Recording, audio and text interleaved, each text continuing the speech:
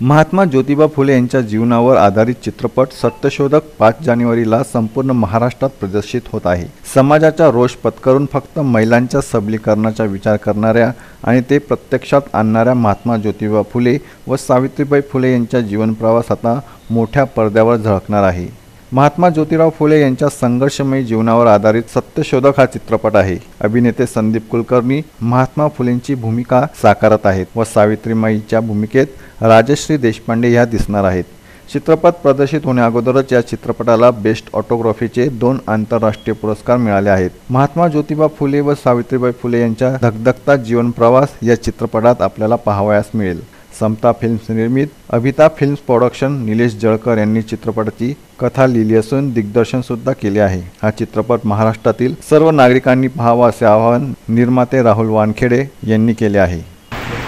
सत्यशोधक चित्रपटाच्या संदर्भात नंदुरबार परिसरातील लोकांशी समन्वय साधण्याचा प्रयत्न करतो आहे। हा चित्रपट मी तुमच्या भेटीला 5 जानेवारीला येत आहे आणि नंदुरबारमध्ये हा अमर सिनेमामध्ये हा सिनेमा प्रदर्शित होणार आहे।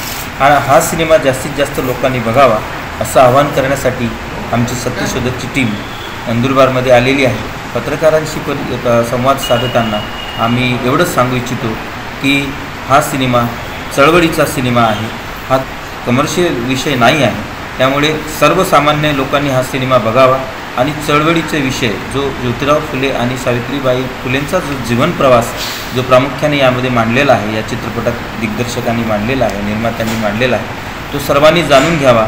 यामधून आपले प्रगतीचे मार्ग मोकळे होतील आणि हा सिनेमा सर्वांना लाभदायक ठरेल असं मला वाटतं।